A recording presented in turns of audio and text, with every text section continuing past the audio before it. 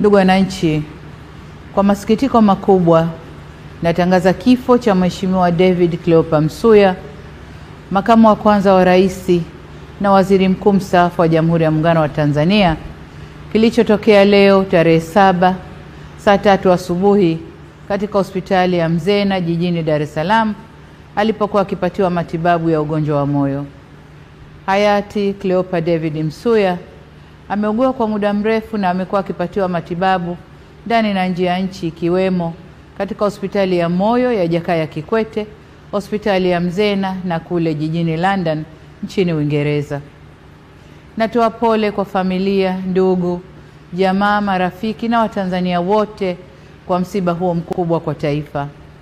Aidha, ninatangaza siku 7 za maombolezo ambapo bendera zitapepea nusu mlingoti kuanzia tarehe 7 hadi tarehe 13 mwezi huu wa 5. Taarifa zaidi kuhusu msiba huu zitaendelea kutolewa na serikali. Poleni sana Watanzania.